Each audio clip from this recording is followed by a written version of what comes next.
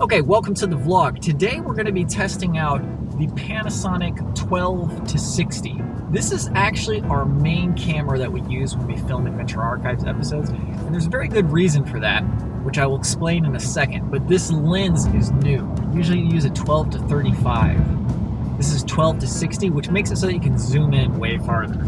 We're going to be filming a new episode soon, so I want to go test it out real quick. We're going to go to the park I always go to. Let's go do that.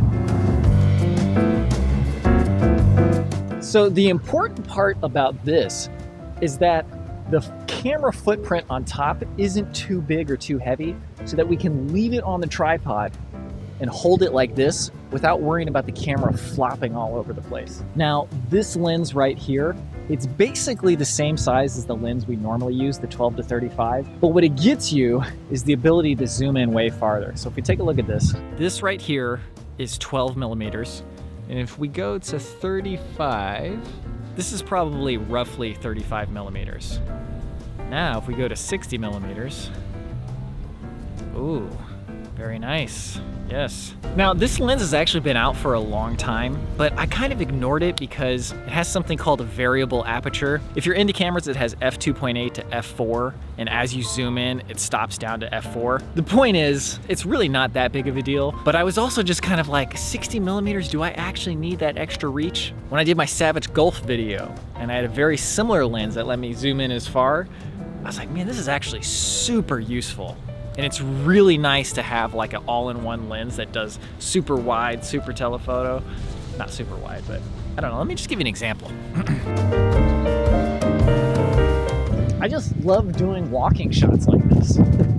Like, they just look really cool when you have a really long zoom on it. It's great, man. This happens to us all the time where we see an animal in the distance and we're rapidly scrambling to try to get the telephoto lens on there. We almost never get the lens on in time. Like, those times where you see wildlife, it's probably like 50% actual success rate. But with this lens where you can zoom in like this really quickly, we actually have a really good chance of getting a shot that's usable of different wildlife. So I don't know, I'm pretty far from that squirrel. It's pretty useful, man, pretty useful. Anyways, after doing this trip, this particular type of lens, it was so useful. I was like, yo, we gotta have this for Adventure Archives too. Also, it has an amazing stabilizer. Look at this. This is completely handheld, just walking at a normal pace. Just about every shot in this Savage Gulf video, I had to stabilize in software afterwards. And every time I stabilize a clip, it's like 2 minutes of waiting for my computer to do the calculations or whatever. That hurts my productivity so much. And it hurts the flow of the edit too, because I'm getting in the groove and then I have to stop to stabilize the clip. Man, they still haven't made the perfect camera. They're getting really close, but the big downsides of the A7, that squirrel's missing its tail.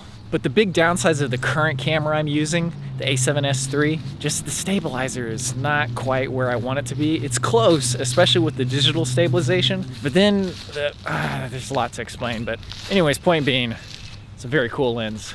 I'm very excited to use it for an episode.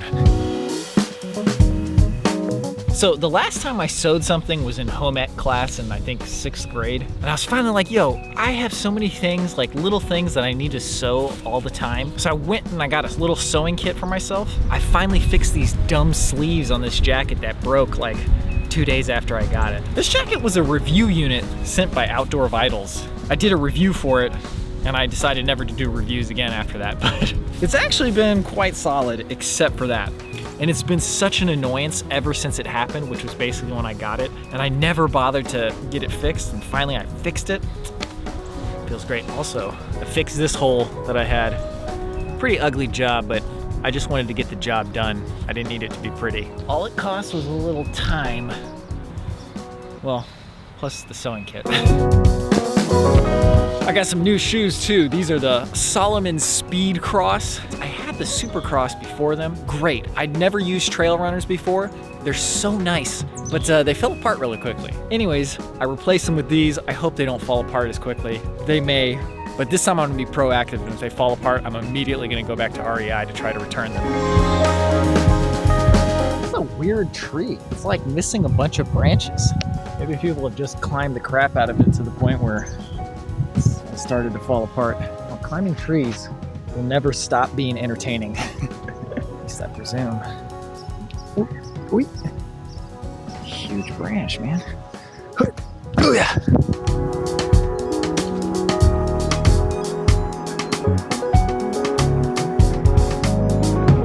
Yeah, you know, I really just can't emphasize enough how important it is that this camera up on top of this tripod is not too bulky. You want to just be able to hold it like this.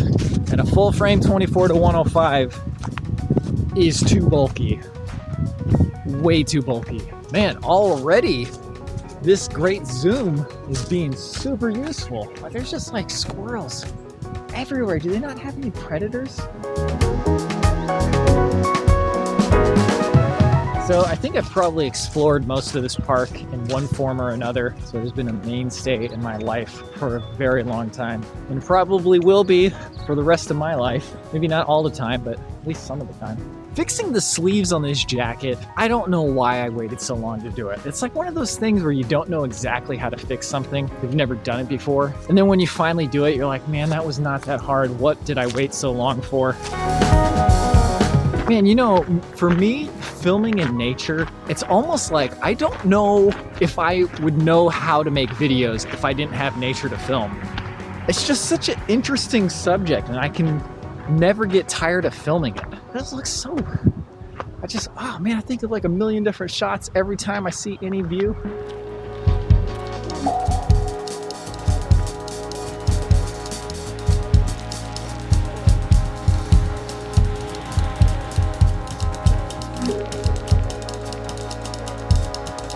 You know, I think that's one of my very favorite things to do, is to iterate on whatever your workflow is. And it's very particular to the person and the situation what you'll need for any individual workflow. For me, my camera needs are very much tailored to the particular types of videos that I shoot, which I always need lightweight, speed, and efficiency. But I also still want quality. I've talked about this a billion times. But my point is, I love thinking, oh man, maybe if I do this, and then I go out and I film a video, I'm like, that wasn't quite right. Or certain aspects of that were good, but I can improve in other ways over here. I love fine-tuning my workflow to make it better and better, which is weird because it's not like that for everything. But for stuff like this, it definitely is.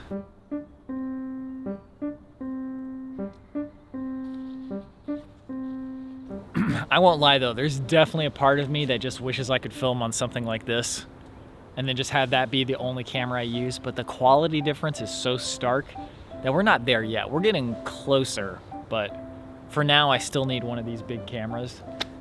Oh, but man, how great would it be to just have this one camera? What I really want is a 343 Guilty Spark to just float around, and I'd be like, get a telephoto shot of that over there, get a selfie shot over here, get a nice moving shot over here. Oh,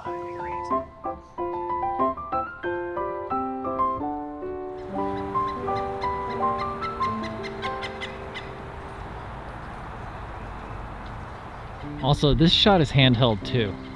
This stabilizer is so amazing that you can handheld all the way zoomed in and it looks like a tripod shot. Oh, I love that so much. That is so great. Talk about the exact perfect use case for this lens. Walking, see the woodpecker, immediately zoom in. I'm able to get a shot of it while somebody else could scramble to get the telephoto lens out so we could get a super close up. But at least we've got something, and it's better than 35 millimeters. Oh, man, yeah. Anyways, I apologize if I talk about this stuff too much. It's just, it really does interest me. And I know I talk about the same thing. I just repeat myself over and over again. But you'll have to forgive me, I'm getting older. Well, I didn't completely fix this one. Crap. I'm pretty happy with this sleeve job though. Is that a sexual term? I guess it could be. You know, in the case of my shoes, getting a brand new replacement is kind of fun, and having nice new shoes. But I will say, doing repairs like I did at this jacket and with this knee, it is way more satisfying. It feels so good to repair something that you thought was a lost cause, or maybe not even necessarily a lost cause, but to repair something and make it like new again. Oh, very satisfying feeling.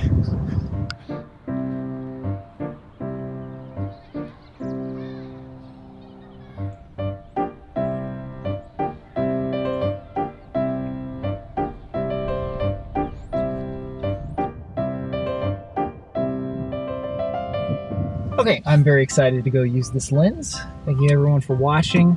I think that's going to do it for today's vlog. Hope you have a good one. I'll see you in the next one.